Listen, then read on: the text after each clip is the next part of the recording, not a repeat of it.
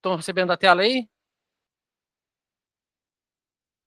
Deixa eu trocar aqui para ver como é que vai ficar se eu mandar essa outra aqui. E, cara, deu ruim aqui. Eu troquei o meu.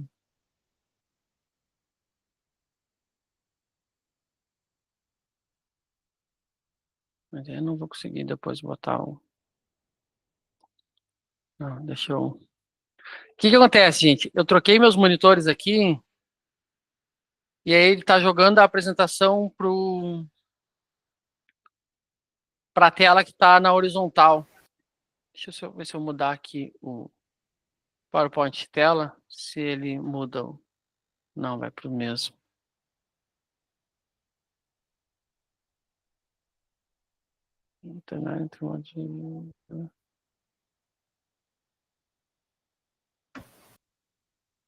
Tá, vou apresentar aqui mesmo para vocês, não tem problema.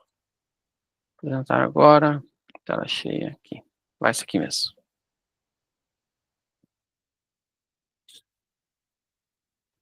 Vamos lá, galera, vamos falar dos osciladores hoje. Essa aqui é a continuação da aula anterior, tá? Na aula anterior eu já falei sobre alguns indicadores técnicos e como são muitos, eu vou falar aqui dos outros que ficaram faltando, tá? Eu não vou falar, sempre lembrando, tá, para quem ainda não tá ligado, este treinamento é oriundo deste livro aqui, tá? É um dos livros de maior fama no trading, do Alexander Elder, Como se transformar em um operador e investidor de sucesso. Este livro abrange análise técnica, gerenciamento de risco e emocional. Então, ele é um livro completo, tá? Só que é um livro feito para o mercado, por um americano, que é mais voltado para gráficos diários, pelo que a gente conseguiu perceber no livro. Mas é um livro ao qual eu aprendi muito, até hoje me ajuda demais, tanto, às vezes eu preciso de alguma inspiração para alguma coisa, eu dou-lhe mais uma folhada nele, eu acho um livro impressionante, tem um conhecimento muito grande e eu resolvi trazer isso para vocês, tá? Este conteúdo aqui é um conteúdo que está sendo gravado para ser vendido separadamente, então não é uma aula qualquer, e no final dessa aula eu não vou te vender nada também, tá? Só para que fique bem claro isso. Então vamos lá. Osciladores, tá? Já iniciei a gravação. Vamos lá. Os osciladores são indicadores técnicos que ajudam a identificar pontos de virada. Então, a gente tem dois tipos de indicadores, principalmente. Indicadores de tendência e indicadores osciladores, tá? Então, eles permitem que você encontre níveis de excesso de otimismo ou pessimismo, né? O vulgo sobrecomprado e sobrevendido no mercado. Mercados sobrecomprados e mercados sobrevendidos. O mercado sobrecomprado indica que está em uma grande alta e está pronto para cair. Já o mercado sobrevendido indica o inverso. E aqui deixa eu fazer um paralelo com vocês aqui. O meu primeiro curso de trading que eu comprei foi horrível. Mas eu teve uma aula sobre um indicador, sobre um oscilador, e o professor ali, ele falava com tanta convicção, tanta certeza, que quando o mercado está sobrecomprado, ele tende a cair, que me levou a acreditar nisso. E é uma falácia, tá? Achar que porque o mercado está sobrecomprado, ele tende a cair. E por que é uma falácia? Porque eu tenho dados que mostram o contrário. Toda vez que eu testo uma estratégia operando contrário a um mercado sobrecomprado, essa estratégia dá resultado negativo. É verdade que dificilmente ela dá um resultado positivo bom o suficiente, mas é melhor operar a favor de um mercado sobrecomprado do que operar contrário a ele. Claro que tudo é momentum, é posição no gráfico, mas num contexto geral, por dados, e aqui eu não estou falando coisas da minha cabeça, estou falando de dados. Testei estratégias, testei vendendo sobre comprado, comprando sobre vendido. Os dados me mostraram que muito claramente que o que é pregado no mercado normal aí tradicional, que sobrecomprado a gente tem que vender e sobrevendido a gente tem que comprar, isso tende a funcionar menos do que o inverso, tá? Isso é uma coisa que é bem contrária ao que se escuta por aí. Os níveis de sobrecomprado e sobrevendido não são níveis absolutos e podem ficar nessa condição por mais tempo que o esperado e assim se gerar sinais prematuros. Aqui é o Alexander Elder falando mais ou menos o que eu disse, tá? Então, assim, eu concordo com ele quando ele fala sobre isso, tá? Por quê? Começando pelos níveis, tá? Se a gente pegar ativos diferentes, vão ter níveis diferentes. Um oscilador, normalmente, ele gira de 0 a 100. Ele vai de 0 a 100. Quanto mais alto está o indicador, mais sobrecomprado está, ou seja, mais esticado o mercado está para cima. Quanto menor for o valor do indicador, menor está. E aí se tem alguns parâmetros para alguns indicadores que a gente vai ver um pouquinho mais para frente. Mas, por exemplo, o estocástico, se fala muito no 20 e no 80. Acima de 80, sobrecomprado, abaixo de 20, sobrevendido. Só que cada indicador, cada ativo, vai ter os níveis de acordo com o próprio ativo e com o tempo gráfico também. Quando tu tiver tempo gráfico menor, é mais fácil teus níveis sobrecomprado ou sobremedido chegarem mais próximos aos extremos, principalmente de forma mais rápida. Então, não tem um nível absoluto, é 20 e 80 para estocástico, 70 e 30 para EFR. Não existe isso. Isso tem que ser validado ativo a ativo e tempo gráfico por tempo gráfico. Então, tu pode ter no mesmo ativo tempos gráficos diferentes com os níveis diferentes, tá? Bom, aqui o Alexander Elder fala para posicionar como achar esses níveis, né? Então, na prática, é tu pegar o gráfico, te dar um zoom out no gráfico, ou seja, deixa com bastante candles ali, e aí tu olha na região do oscilador, a gente vai fazer isso daqui a pouco, um ponto onde raras vezes seja ultrapassado. Ou seja, quanto mais assertivo tu quer, menos vezes tem que ter sido ultrapassado. Mas também tu vai ter menos gatilhos. Se tu quer mais gatilhos, tu vai ter que arcar com mais chances de erro. Tá? Mesma coisa que o mercado. Eu posso operar no gráfico de 2 minutos e no gráfico de 5. O de 2 minutos eu vou ter mais gatilhos, mas vão ser menos assertivos. Gráfico de 5, menos gatilhos, mas mais assertivos. Vale para o gráfico de 15. Se eu vou para o gráfico de 15, eu tenho ainda menos gatilhos, só que mais assertivos. Tá? Então, se eu quero ter menos gatilhos e ser mais assertivo, eu pego uma coincidência menor de vezes que ele ultrapassa essa linha. A gente vai ver isso no gráfico daqui a pouquinho. Aqui, o que eu já mencionei, né? Tempos gráficos menores, o indicador chega mais facilmente aos extremos do que em tempos gráficos maiores.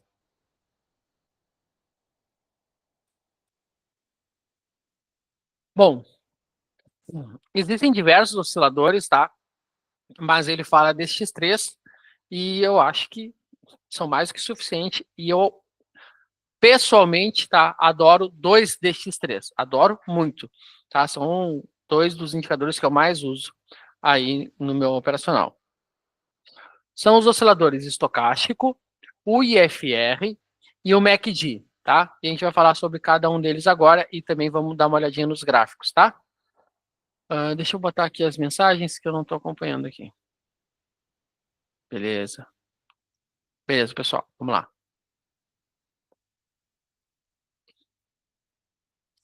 Bom, vamos começar com o estocástico. O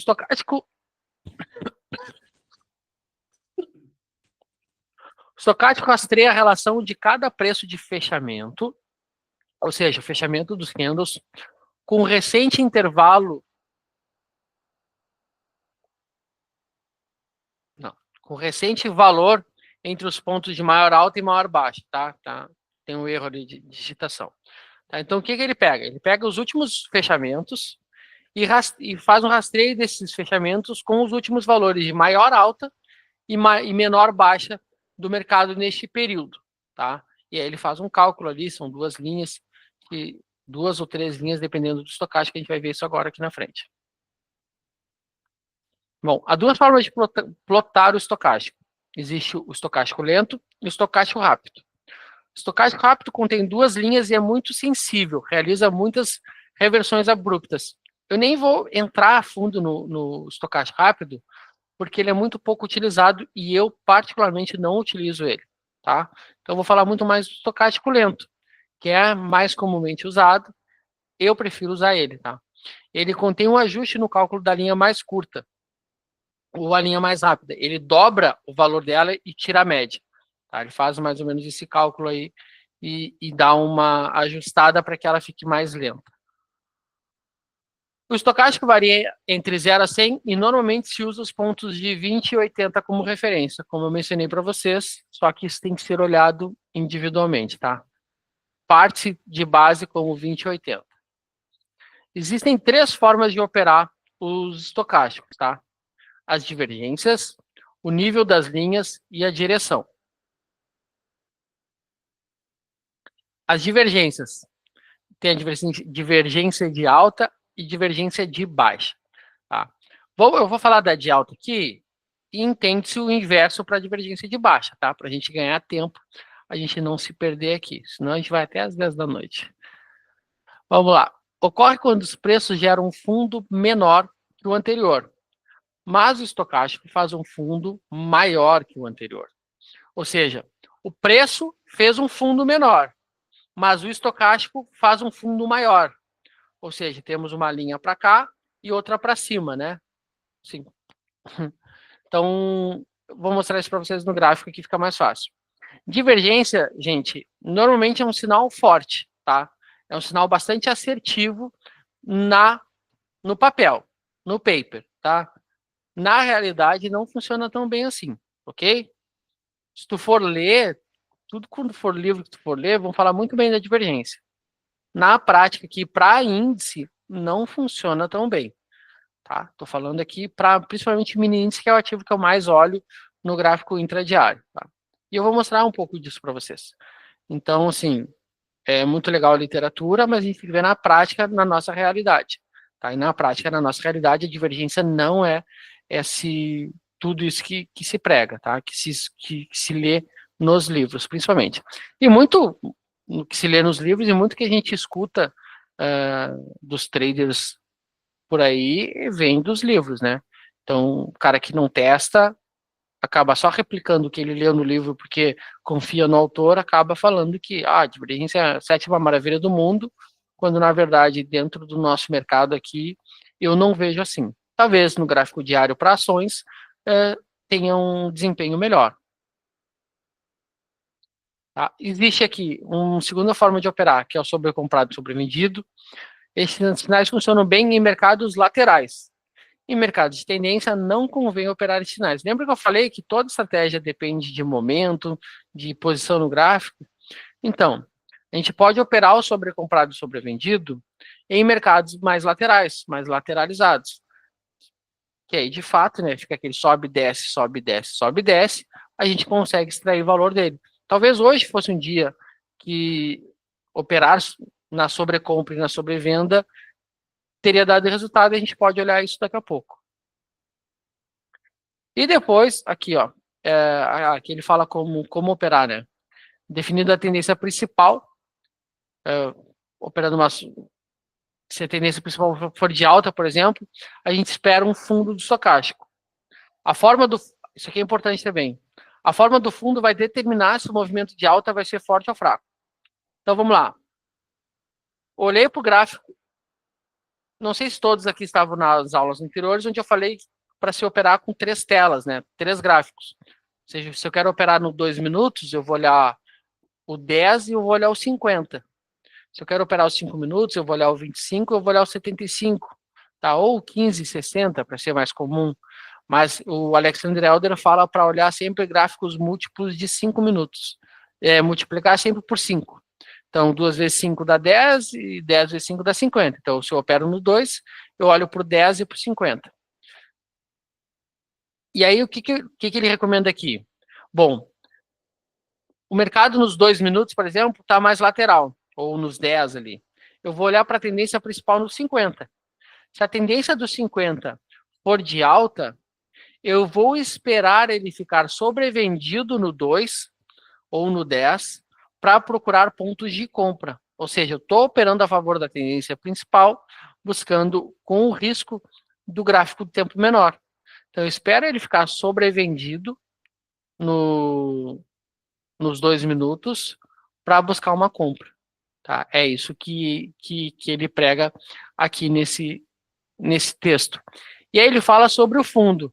Quando ele faz um fundo largo, ou seja, não consegue subir, demora muito tempo para começar a subir, isso mostra menos força dos compradores. Agora, se ele faz aquele movimento em V no indicador, mostra mais força nos indicadores, que pode ser uma reversão mais forte. Então, a entrada aí, tu pode buscar um alvo melhor com uma entrada, esse movimento mais forte, a gente vai ver isso no gráfico, tá? E aqui, o último aqui, que eu acho que isso aqui não faz sentido nenhum, tá? Tu vai fazer 1000 operações com isso aqui, pode usar isso aqui muito como um filtro, mas não como um gatilho. É quando as duas linhas do estocástico apontarem para a mesma direção.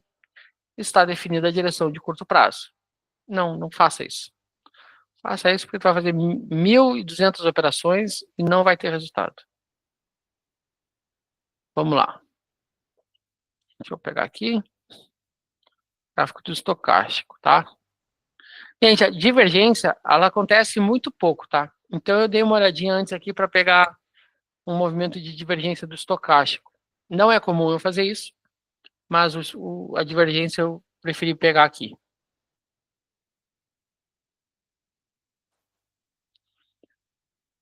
Como é que insere o estocástico? Botão direito no gráfico, inserir indicador, estocástico. Aí aqui tem 3 deles aqui, né? Pleno, lento e rápido. Eu uso lento, tá? E aí ele vem normalmente configurado com os períodos de 3 e 3. Tá? O estocástico lento 3 e a média móvel de 3. Aqui eu teria a média móvel para 5, tá? Deixei ela um pouquinho mais lenta. Ok? Vamos procurar agora aqui onde é que eu marquei as divergências. Pode observar aqui vários dias, tá? E depois vocês já sinalizem aí para mim um ativo e um tempo gráfico para a gente olhar o gráfico neste ativo e nesse tempo gráfico, para procurar outras operações, outras maneiras de operar. Pode colocar nos comentários aí, um ativo e um tempo gráfico. Pode ser índice, pode ser dólar, pode ser Bitcoin, o ativo que vocês quiserem. Cadê, gente? Não passou?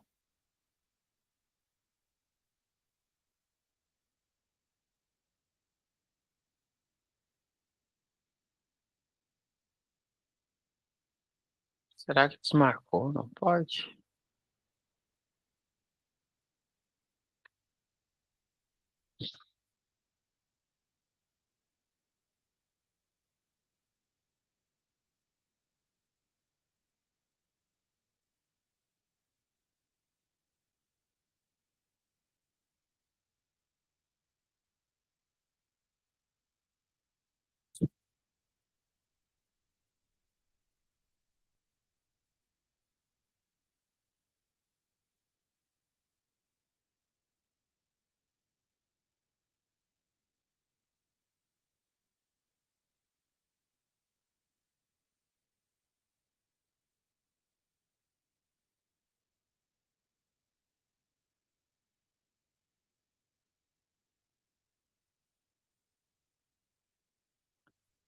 Ah, não, tá aqui.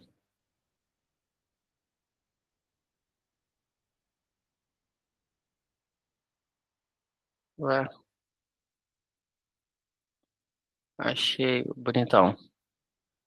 Aqui, tá? Nota que aqui ele faz um topo, ó. Faz um topo nessa região. Repete o mesmo topo, tá? Não faz um topo maior, mas faz um topo bem menor aqui no oscilador, no estocástico. Ó. E o interessante é, para a gente confirmar se é uma divergência, a gente tem que conseguir fazer sem precisar usar essa marcação. A gente consegue ver aqui, mesmo sem a marcação, que existe aí um topo menor, né, do que o anterior. E ele repetiu o mesmo topo. Então, como é que a gente opera isso aqui? Mesma maneira de quase todas as operações, né? Entrada na mínima do candle, stop na máxima aqui, e tu vai buscar alvo até uma média móvel, vai buscar o alvo até a próxima região ali de suporte. Então, vai o alvo daquela maneira que a gente já olhou, né? Pode buscar um alvo mais longo aqui, se tiver mais parciais, no fundo do movimento.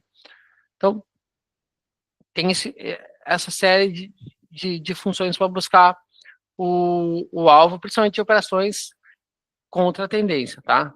Operações a favor da tendência, a gente pode fazer uma projeção, tem outras ferramentas, mas contra a tendência, tu não dá para querer deixar muito solta, porque tu está operando contra a tendência ali do tempo que tu está usando, né? Aqui, se a gente olhar a tendência no tempo gráfico maior, lateralizado nos 10, 50 minutos, talvez com uma tendência de baixa, né? Mas 10 minutos completamente lateralizado, tá? Então, isso aqui é divergência, gente. Nota que ela não aparece muito, cara. Ela não aparece muito, ó. Que fundo menor. E ainda tem a questão do volume, quantidade de candles aqui que ele não fala, que quanto maior, existe uma quantidade de candles que tu pode aceitar de um ponto para outro, tá?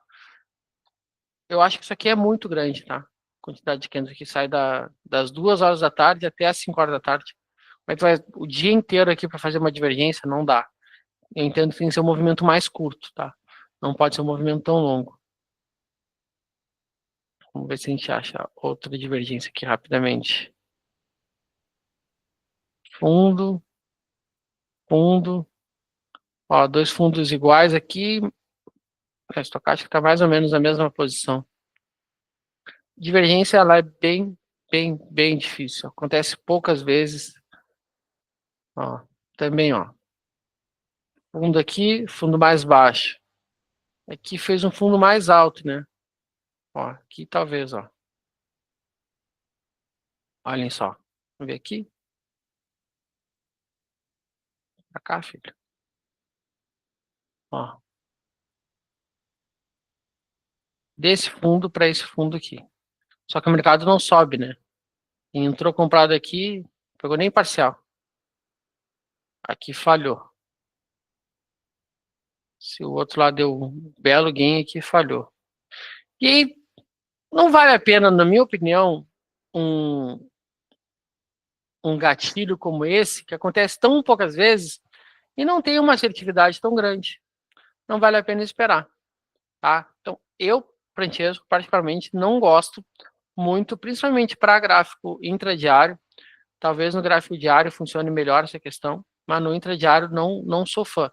Mas é importante que conheçam, porque tudo é conhecimento, é ferramenta para vocês utilizarem, para vocês anexarem junto a, daqui a pouco, a outra estratégia, e para que possa, então, operar, né? Porque, como já sempre é uma continuidade das outras aulas, né? É uma caixa de ferramenta.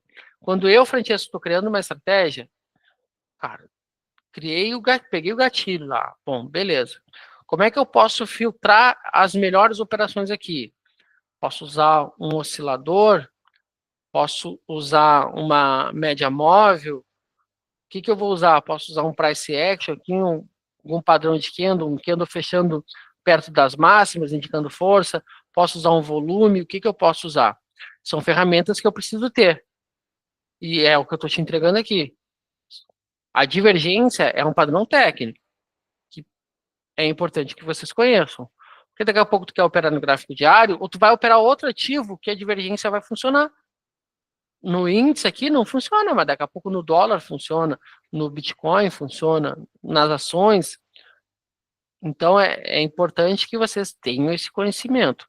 Tá? Nem tudo que eu vou mostrar para vocês aqui são coisas que vão funcionar diretamente no gráfico do índice, e é por isso que eu peço sempre, todas as aulas, para que vocês digam o ativo e o tempo gráfico, para que vocês sintam na realidade como é que é. Porque seria muito legal aqui eu buscar nos ativos que funciona, só para mostrar, olha, o que eu ensinei aqui funciona muito bem. Mas na hora que vocês vão operar, não vai funcionar. Não ajudei em nada vocês, só enganei vocês. E não é esse o propósito. Meu propósito é entregar ferramentas que de fato vão contribuir com vocês e que vocês conheçam de fato como é o mercado na verdade. O Magnus falou aí, mini índice 5 minutos, é o ativo que a gente já tá? Então agora o que a gente vai fazer? Vamos olhar a questão do sobrecomprado e do sobrevendido, tá? O que a gente faz? Dá o zoom out aqui, pega aí 1 mês, 2 meses, tá?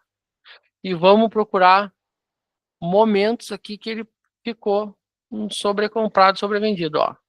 Se eu boto a linha no 94, dá muito poucos movimentos, né? Tá, e agora? Agora melou o negócio aqui. Ó, se a gente botar aqui, 90, ó. 90 acho que tá legal, né? Bastante gatilho ali, ó. 1, 2, 3, 4. É, 90 tá legal. E aqui,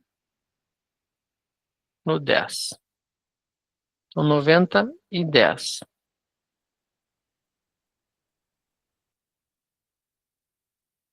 Se eu botar no 80, vou ter mais operações, ó. Como eu tenho muita recorrência do estocástico ultrapassando do 80, região do 80. Então eu deixo lá no 90. Tá? E aqui no 10 que eu tenho menor recorrência e provavelmente maior assertividade.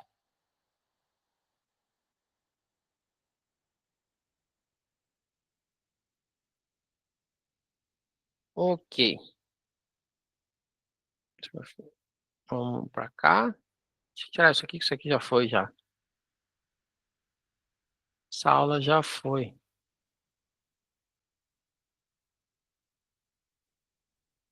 Vamos aqui. Então a gente vai buscar operações sobre comprado e sobre vendido. Bom, primeiro ponto aqui. Antes de operar isso, a gente tem que definir se o mercado está em tendência ou não está em tendência. Se ele está em tendência, eu só posso operar no sobrecomprado e sobrevendido a favor da tendência. Tá? Mas aqui a gente vai procurar todas as operações só para pegar o gatilho, tá? Para entender o gatilho. Então, o que eu espero? Eu espero o estocástico aqui ter um fechamento acima dessa linha amarela, que é a linha que a gente determinou, que é o ponto ali de sinal.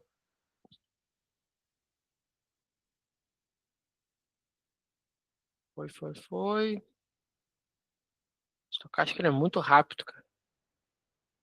É bem diferente do IFR. Eu não uso estocástico, tá, gente?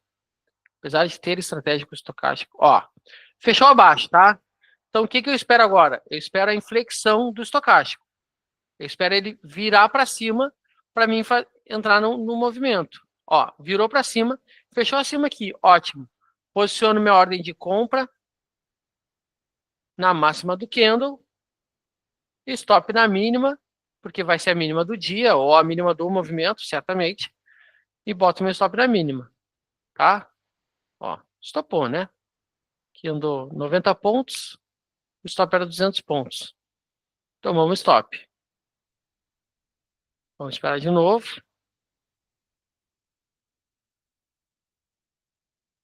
Aqui tá em tendência de baixa, né? O ideal aqui é só vender. Mas eu quero mostrar o gatilho para vocês. Passa. Ó, aqui, de novo. Volta. Ó, fechou acima, cruzou a linha. Tá, o cruzamento da linha não faz diferença dentro das regras do Alexander Elder. Entrada na máxima, stop na mínima. Pegou a operação e stopou. Olha só. Na compra tá difícil.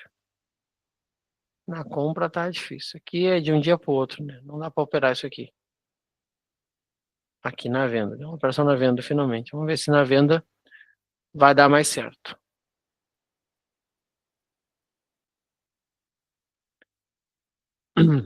Deu gatilho de venda aqui, ok? Venda na mínima, stop na máxima. É na máxima do movimento e não do candle, tá, gente? Então, é na máxima desse candle verde aqui. Estopou, tá? Estopou. 130 pontos, não pagou nem 1 para 1.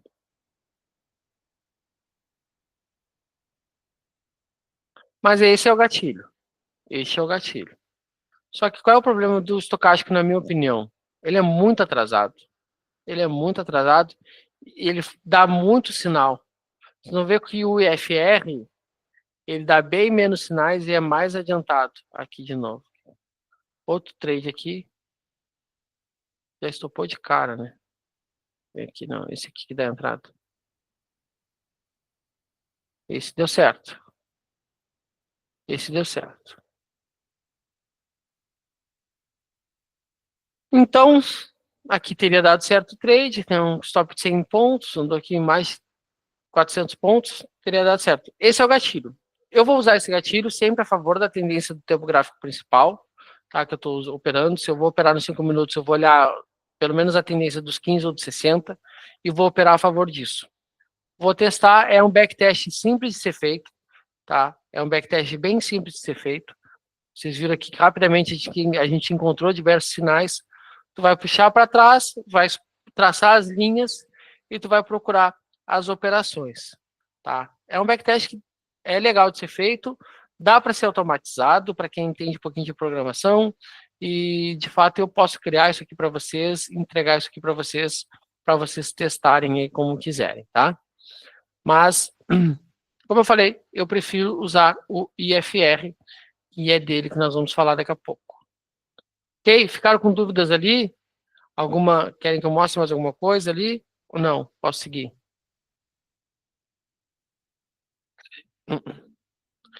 Tem a outra forma de operar que é a virada das linhas, né?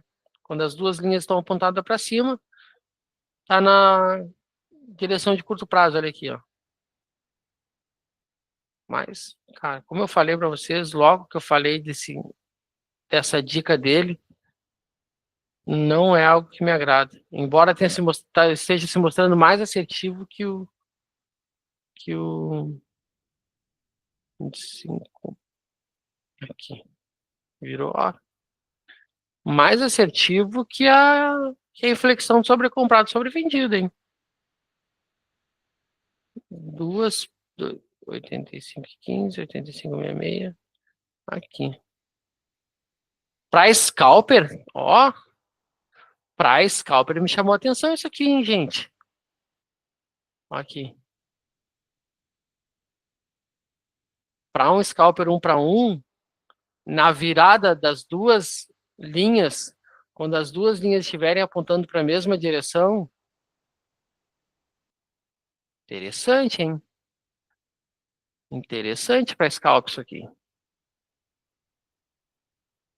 Bem interessante. Acertou todas até agora, hein? Acertou todas até agora.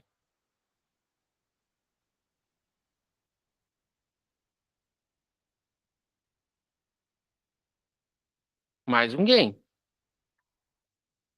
Eu adoro dar aula, cara. Eu adoro dar aula. E eu nem ia falar disso.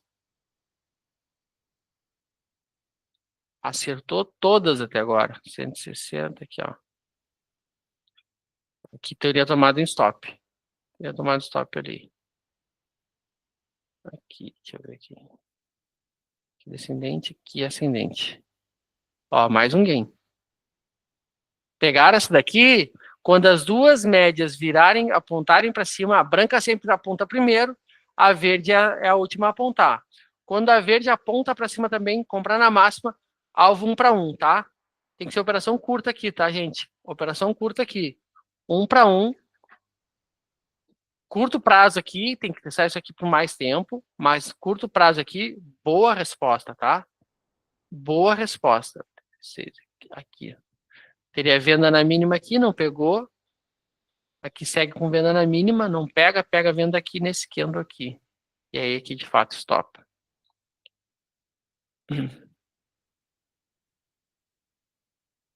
Aqui tem compra. Comprou do 320. Cara, Pegaram essa da direção das linhas aqui? Ficaram com dúvidas? Bem promissor isso aqui, tá, gente? Para scalp. Bem promissor scalp. Mini índice 5 minutos. Bem promissor para scalp, tá? Bem promissor. Vou criar, me cobrem, podem me cobrar. Vou criar e fornecer para vocês regra de coloração disso aqui, tá? É bem tranquilo de fazer, tá? Vou criar, entregar a regra de coloração. Quando virar, cruzar as duas linhas, vai colorir de verde ou de azul. Comprar na máxima, alvo 1 para 1. Bem promissor, tá? Bem promissor esse tipo de operação de scalping aqui. Ok? Alguma dúvida sobre o estocástico?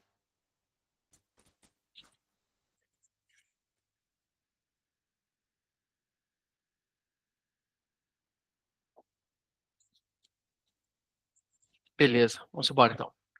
Para vocês saberem, eu tenho uma estratégia que é a Valkyrie. Ela está quase um ano já comigo, ela tem um fechamento negativo. E ela é oriunda de uma aula que eu gravei. A aula que está de graça lá no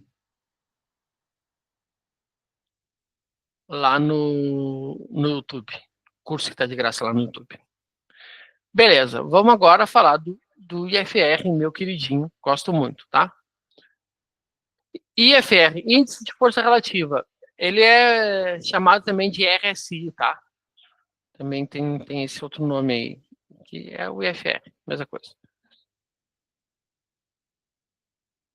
O IFR mede a força de qualquer ativo, monitorando as mudanças dos seus preços de fechamento. O IFR mede a força do ativo. Ele monitora os preços de fechamento. Ele se importa com a sombra? Não. É o indicador adiantado ou coincidente, nunca atrasado. Os valores indicados por Helder são de 9 períodos e de 7 períodos. Eu, Francesco, recomendo que vocês olhem também para quem gosta de operar gráfico de Renko, o de 11 períodos, tá? Você pode operar o IFR de 3 formas. As divergências, não. Mas estou passando o que ele fala no livro. Divergência, cara, é muito raro divergência. Muito raro, muito raro. Então, assim, acontece muito pouco e as poucas vezes que eu consegui pegar, o movimento não deu certo, tá? Rompimento das linhas de baixa e de alta e níveis de RSI, tá? Vamos pegar aqui os operacionais, como é que é? Bom, quando a média... Tá errado isso aqui, gente. Isso aqui é da outra aula. Não tem esse slide aqui, tá? Vamos direto para o gráfico aqui. Tá? Então, divergência, rompimento das linhas de baixa e de alta e níveis de RSI. Quer indicar outro ativo ou outro tempo gráfico para a gente olhar? Fiquem à vontade, tá? Ah, Francisco, quero que tu olhe aí outro ativo, porque o mini índice é o que tu sabe, tu já sabe o que funciona, o que não funciona. Galera, fica à vontade. Eu gosto da aula com gráfico visto na hora, tá? Não gosto de gráfico pronto para dar aula. Se não, vamos... Então eu vou mudar eu. Se não falarem, vou eu. Pode comentar aí, gente. Não querem? Então vou Bitcoin. Ousado, hein? Ah, cara, não vou Bitcoin. Vamos pro dólar. Não vou Bitcoin, sabe por quê? Bitcoin tem pouca liquidez, não... A análise técnica precisa de volume financeiro para ela funcionar.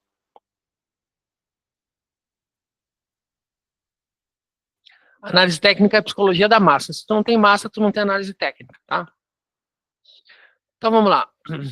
Bom, o EFR pode operar por divergência. A divergência do EFR é a mesma do estocástico, tá, gente? Não vou nem perder muito do meu tempo. Aqui a gente tem uma divergência aqui, ó.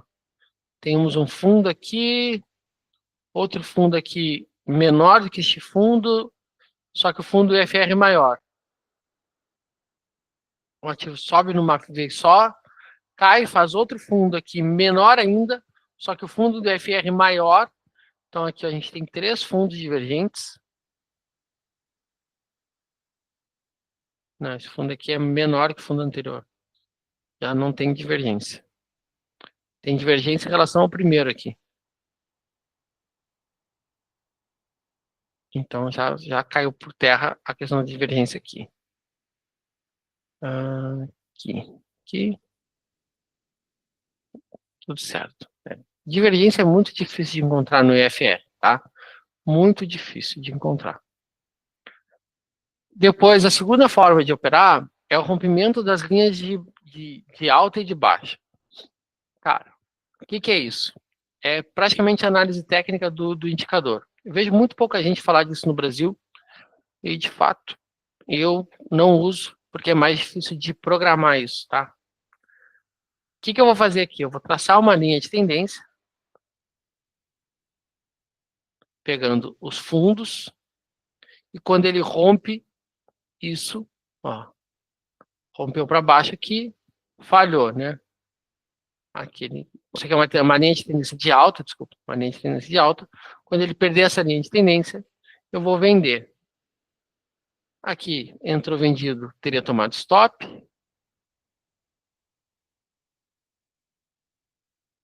Aqui, perdeu, aqui deu certo. Aqui teria dado mais certo. Aqui, ele perde nessa.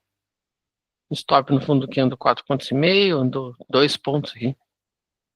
Não deu nada. Aqui, perdeu aqui. Stop de 4,5 pontos, andou 12 pontos. Teria dado certo, teria sido um bom trade. Se tu já operou isso? Cara, eu nunca operei isso. Eu nunca operei isso. Por quê? Porque é mais difícil. Eu tenho que ficar analisando o gráfico, porque isso aqui eu não consigo programar. Eu gosto de fazer pegar esse movimento de quebra de linha de tendência no gráfico. Aqui. Teria pego essa operação, teria estopado também. Tá? Mas é isso, tá? O que ele ensina no livro, como aqui é um treinamento do livro, tá?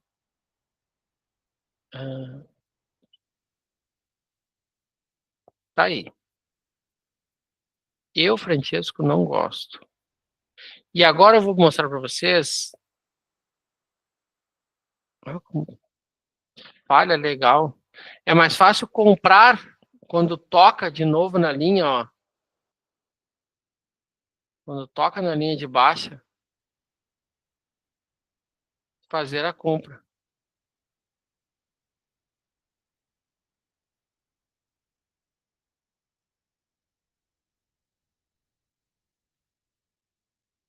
É o que eu falei lá no início da aula sobre o FR, né? Operar a favor dele.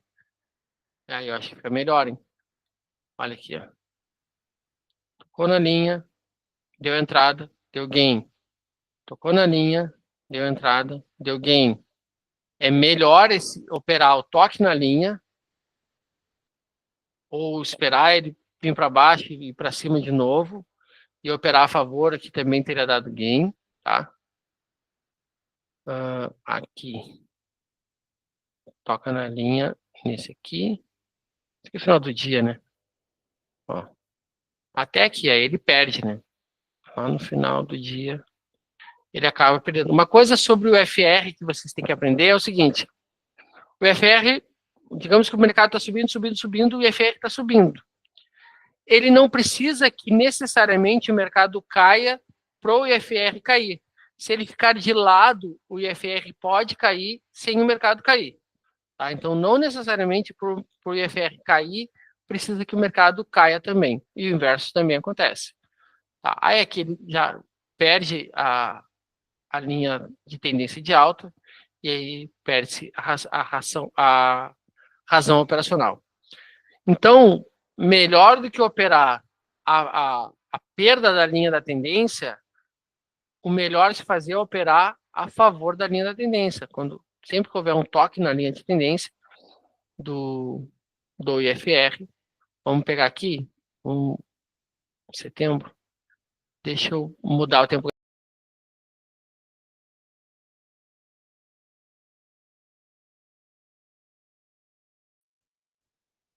Cadê? Aqui, agosto, tá? Então vamos procurar aqui. Tem uma tendência de baixa, né? Vamos ver como é que isso aqui seria.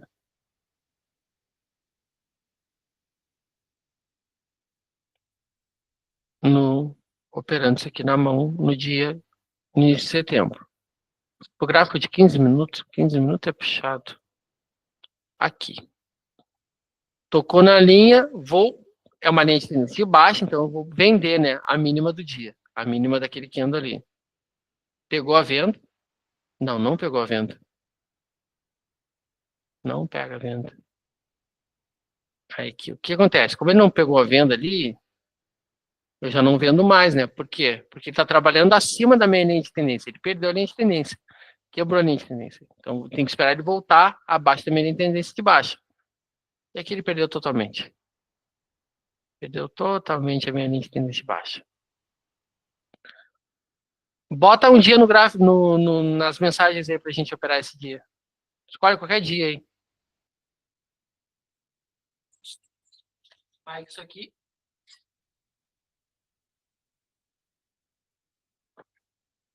Dia 15, vamos lá. Dia 15. Dia 9, dia 10, dia 11, dia 12, dia 13. Dia 13. Não tem dia 15, tem dia 16. Aqui.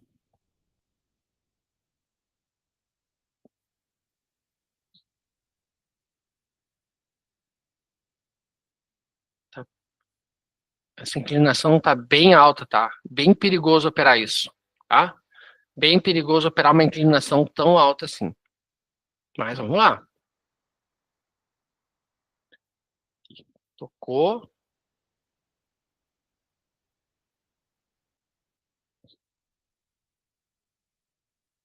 Teve o toque nesse candle.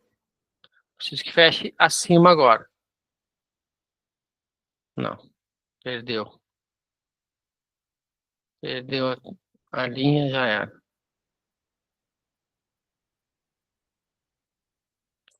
Bom, gente, não vou tomar aqui muito tempo. Isso aqui é um operacional que gera... É interessante, tá? É interessante estudar. É um operacional bastante subjetivo, mas é muito interessante estudar. Confesso para vocês que é um operacional que eu nunca estudei e que me chamou bastante atenção, tá? Vamos ao que me interessa, tá? IFR. Eu tenho maneiras diferentes de usar o IFR e talvez ensine para vocês em outro momento, tá? Eu tenho técnicas bem diferentes de usar o IFR. Vou meter aqui o que está no livro. Só não esqueçam que eu estou devendo para vocês. Estou devendo para vocês a regra do estocástico, né? Deixa eu anotar aqui, senão eu me esqueço. Eu vou criar aquela regra porque eu vou criar para mim e vou distribuir para vocês. Regra Scalper estocástico. Vamos lá. IFR, eu vou fazer a mesma coisa que eu fiz para o estocástico, para definir os pontos, tá? Ó, se eu quero mais sinais, eu baixo ele. Então, aqui no 80 aqui já tem um volume interessante de sinais. Ah, se eu botei no 80, lá embaixo vai ser 20? Não, gente, porque os comportamentos nem sempre são iguais, tá? Na compra e na venda. Mas aqui o 20 bateu também similar. Tá? Mas não leve isso como regra, tá? Que, se eu botei no 80 lá em cima, aqui embaixo vai ser no 20. Se eu botei no 70, aqui embaixo vai ser no 30. Não levem isso como regra. Não levem isso como regra. Aqui no 20 acho que tem menos incidência um pouco, mas tá bom. Tem um bom volume de incidência. Tá? Vamos operar aqui em setembro. Vamos lá. E aqui lembrem, quando é que eu vou operar o sobrecomprado e sobrevendido? Mesma regra do estocástico. vou operar na direção da tendência do gráfico, do tempo gráfico principal. Aqui eu estou no 15 minutos, então eu vou operar do tempo gráfico qual? Do diário, pelo menos 60 minutos. Mas aqui eu vou ignorar tendência dos tempos gráficos maiores só para a gente procurar operações, tá? Gatilhos operacionais aqui. Vou aumentar o zoom para ficar mais fácil. Melhor visualização. O que eu quero? Eu quero um fechamento abaixo da linha de 20 ou acima da linha de 80. Vê que o IFR ele é bem mais lento, né? Para sair da linha de baixo e chegar até a linha de cima do que o estocástico. Por isso que eu gosto mais do IFR. Aqui. Trabalhou acima da linha de 80. Vou vender aqui? Não. Posso. Duas formas aqui de operar, tá? Posso ser mais antecipado e já botando uma venda na mínima dos candles, ali, candle a candle, boto uma venda na mínima, ou eu posso esperar de fato o IFR vir abaixo da linha do 80, tá? Existem essas duas formas de tu operar aqui. Ó, aqui já fechou, completou as duas, boto minha venda na mínima do candle. Eu, Francesco, esperaria fechar abaixo. Aqui já teria dado 1 para 1. 13 pontos, não deu 14. Já deu 1 para 1. Tá dando um belo trade aqui, né? Belo trade. Certamente foi até a média. Já teria dado uma bela operação aqui para quem aguardou ali. E vamos esperando. Vai andando. Preciso de um fechamento acima da linha de 80. Aí. Fechou acima da linha de 80. Fechou abaixo da linha de 80. Venda na mínima, stop na máxima. Pegou a operação e estopou. É mal, pegou aqui e foi lá estopar. Fechou acima, fechou abaixo. Venda na mínima, stop na máxima.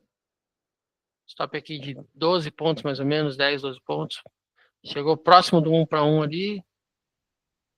Aqui pagou 1 para 1 nesse daqui.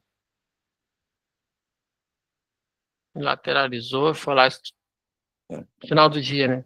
Não chega no ponto stop, talvez pegue o stop e saiu da operação. Vou para outra operação aqui, a gente matar o IFR. Mas é a mesma coisa que o estocástico, tá, gente? Só que eu prefiro muito mais o IFR do que o estocástico. Eu tenho estratégias com o estocástico, mas eu prefiro muito mais o IFR. Fechou abaixo, fechou abaixo. Aqui fechou acima. Beleza. Compro na máxima, stop na mínima do movimento. Não pegou a compra. Aí tu pode desistir, tu pode manter, tu pode esperar. Cara, eu já desistiria aqui. Certamente, ao ver esses 3 candles pequenos aqui, me dá cara de lateralização e já fico de fora já. Lateralizou mesmo. Gente, o mercado perdeu de volume, tamanho, expansão nos candles, é cara de mercado lateral, tá? O mercado lateral ficou com essa cara de mercado lateral, foge, sai correndo.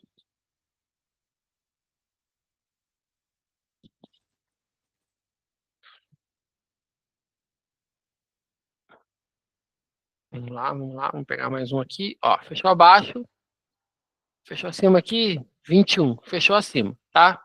Então eu tenho compra na máxima, stop na mínima do movimento aqui, stop aqui embaixo.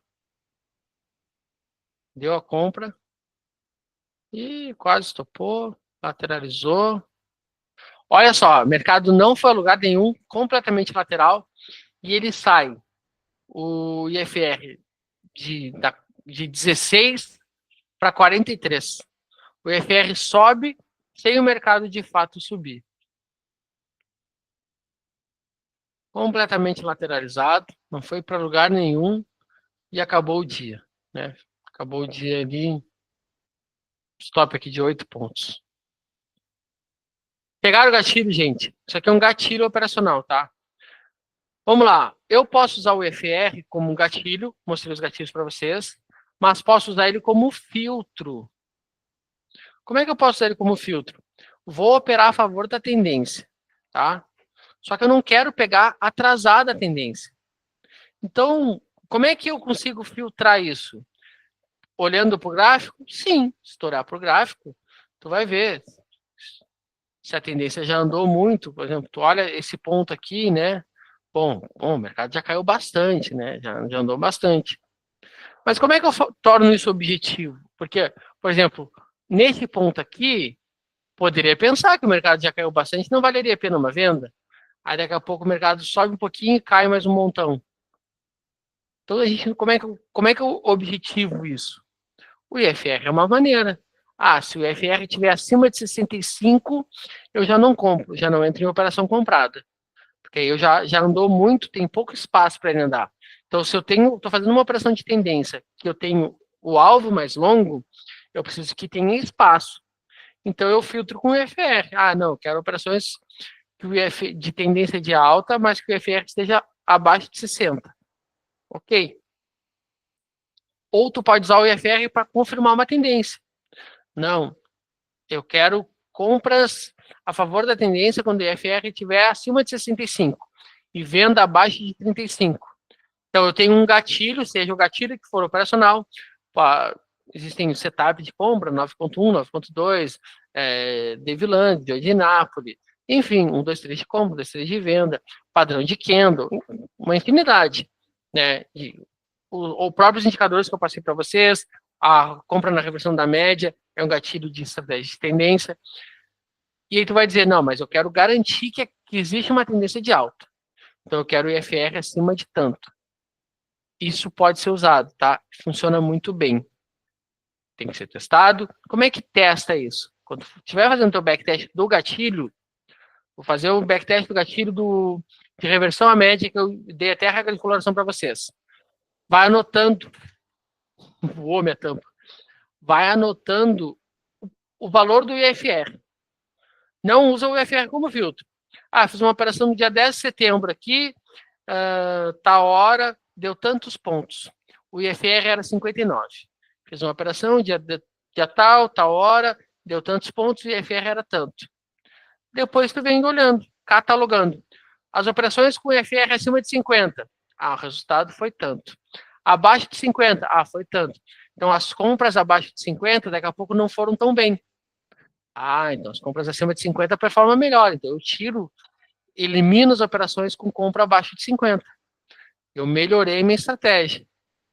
Eu otimizei os resultados dela. E assim a gente vai fazendo. Então, o IFR pode ser usado muito como filtro, tá? Quem sabe numa outra aula eu mostro para vocês as formas que eu utilizo o IFR para vocês. E por último, galera, mas não menos importante, talvez até o mais importante de todos, o MACD histograma. Na aula anterior, eu passei para vocês uma estratégia com o MACD, tá? Que é o cruzamento de linha de MACD. O MACD tem dois tipos de MACD: MACD linhas, MACD histograma. O histograma é considerado pelo Alexander Elder, diferente do MACD de linhas, como um indicador oscilador.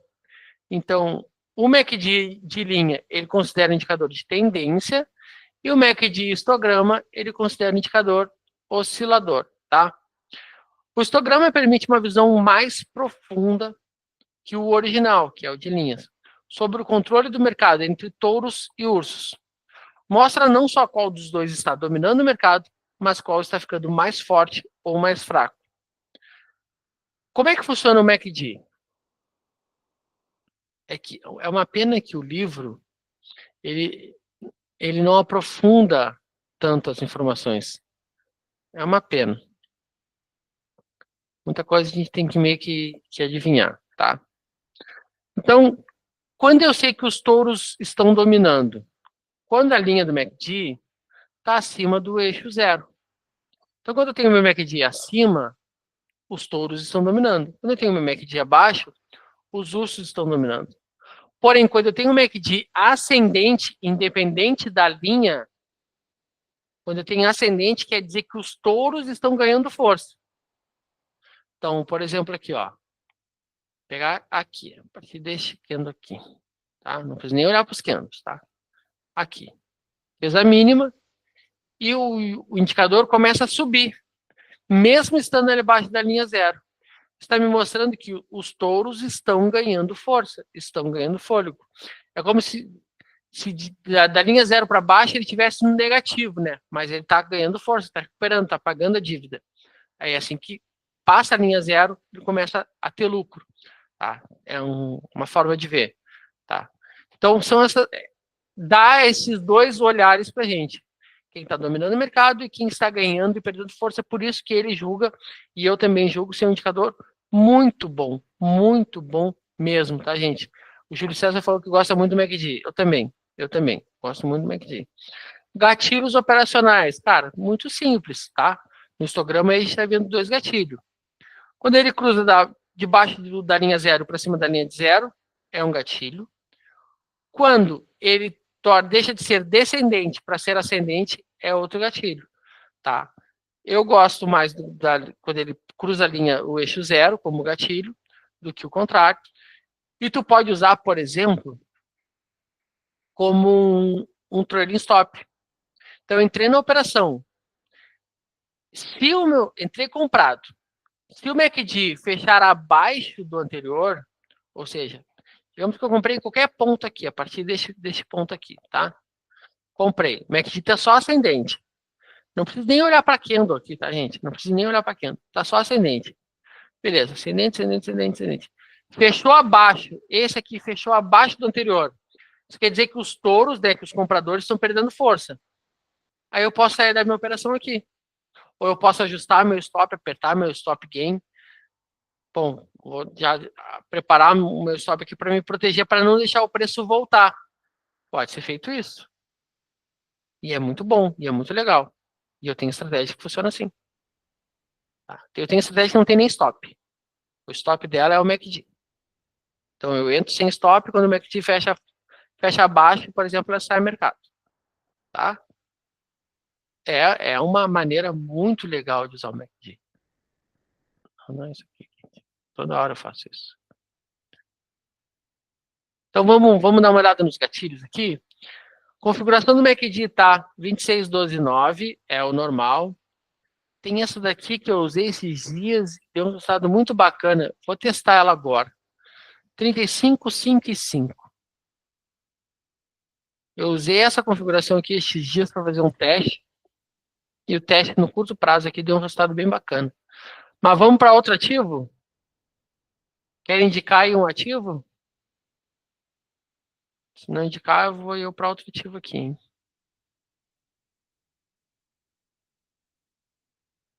Foi. WSMP Food. Conhecem esse ativo aqui? Tem liquidez nos 5 minutos? Não tem liquidez. Vamos por 30 minutos aqui.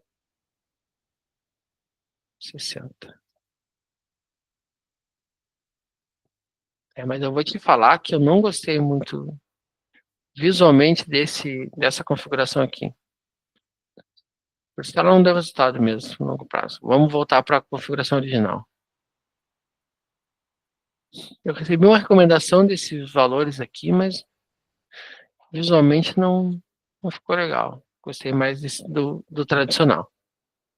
Tem o 150, 14, 14 também, que já vi gente usar, mas não. Vamos por 5 minutos. Tá, esse aqui é um ativo que representa o S&P futuro, tá? Aqui no Brasil. É um contrato futuro de S&P, a Bolsa Americana. Não tem liquidez para operar, tá, gente? Não tem liquidez para operar. Mas tem mais liquidez do que o Bitcoin, apesar do gráfico não representar isso. Mas é mais operado que o Bitcoin no momento. Mas vamos usar ele aqui como base.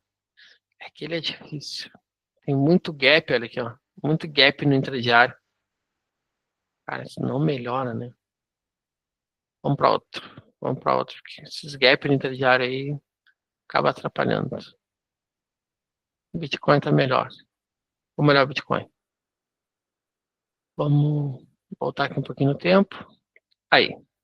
Então, a gente usar só como gatilho a virada de eixo, ó, uma compra aqui, stop de 2.000 pontos mais ou menos, andou 7.000 pontos. Virou para venda aqui, mas não pegou a venda, né? Venda na mínima do que andou aqui, não pega a venda. Espera ele virar para cima de novo. Aqui. MACD 24. Virou para cima, não pegou a compra. Virou para venda aqui, se pegou a venda e estopou. Estopou a venda. Aqui não pega a compra. Pegou a venda aqui. Um stop de 1.500 pontos mais ou menos. Andou uns 2.000 pontos. Tá? Esse é um gatilho. Na virada da linha inferior para a linha superior, tá? Na virada do eixo. Pode ser gatilho também, pode tentar usar como gatilho, quando começa a ganhar força, né? Só que pode observar aqui que apesar de estar ganhando força os compradores, o mercado não se mexe, não se movimenta. Então é mais difícil, na minha opinião, este gatilho. Tá? Teria que conseguir filtrar melhor o momento de mercado. Pode usar como filtro também. Vou operar meu gatilho de reversão à média, mas só aceito comprar se o MACD estiver ascendente. É um filtro. Então, está filtrando a operação. Está vendo o melhor momento para usar aquele gatilho. Tá? E aí, funciona do mesmo jeito do backtest com o IFR. Bota lá. Fiz a operação dia tal, hora tal, deu tantos pontos, o MACD estava ascendente. Foi compra com o MACD ascendente. Compra com o MACD descendente. Compra com o MACD ascendente. E aí tu filtra. Todas as operações de compra com o MACD ascendente. Qual o resultado? Todas as operações de compra com MACD descendente. Qual o resultado? E aí tu vai olhar. Bom, de fato faz diferença? Eu vou falar para você, gente. Vai ter ativo e tempo gráfico e gatilho, que isso vai fazer diferença. E vai ter gatilho, ativo e tempo gráfico, que isso não vai fazer diferença. Não é uma regra. Isso não funciona para todos os ativos.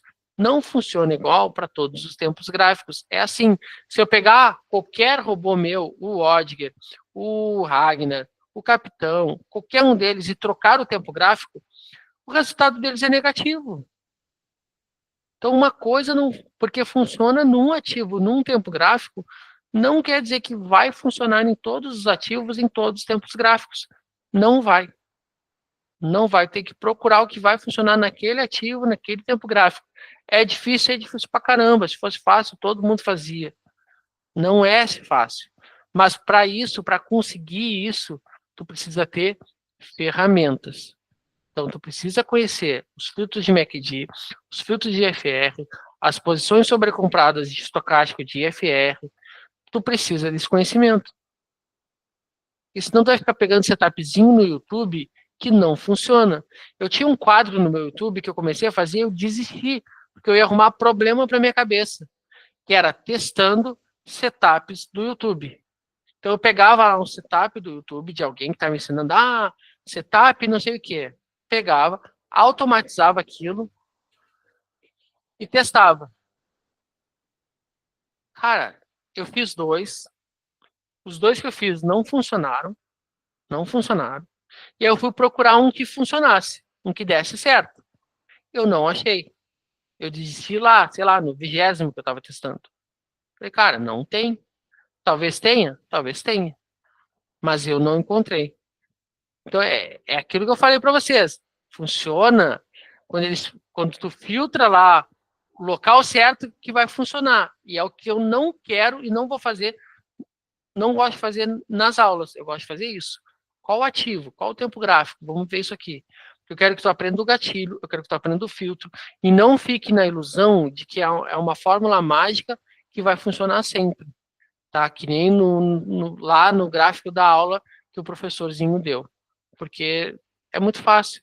Eu pego aqui, fico 1 hora, 2 horas aqui no computador, só procurando os melhores pontos, os melhores exemplos, e eu já vou direto, eu já tiro um print e deixo pronto para vocês.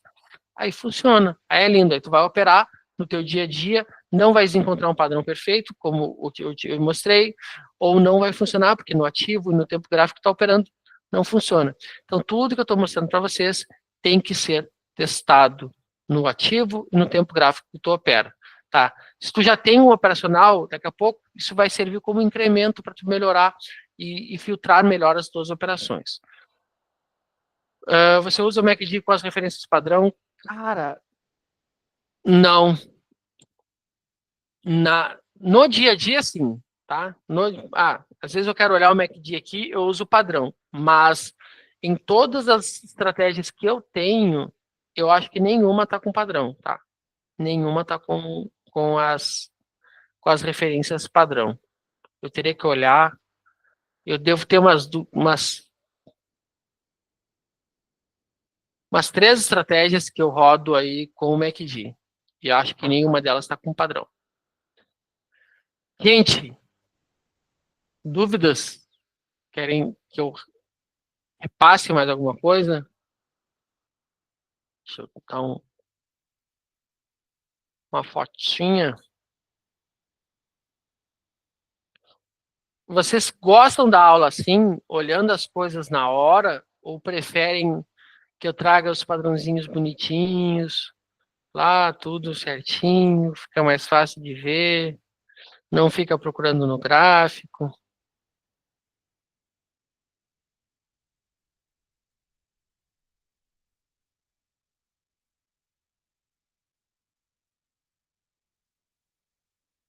Uma caixa de luz ali.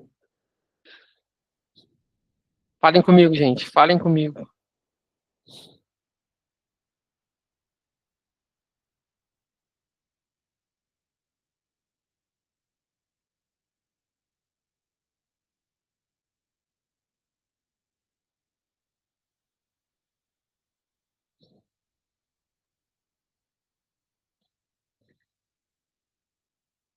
Show de bola, Moisés, obrigado, cara.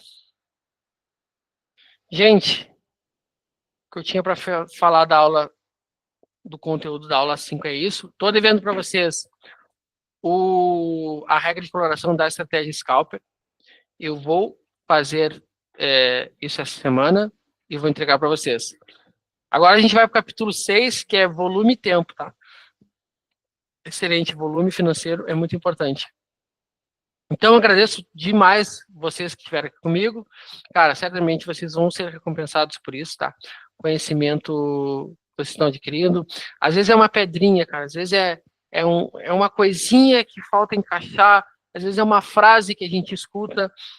Eu, por exemplo, teve uma frase que eu escutei que mudou completamente o meu operacional. O meu operacional não, minha forma de enxergar o mercado e de enxergar o trade.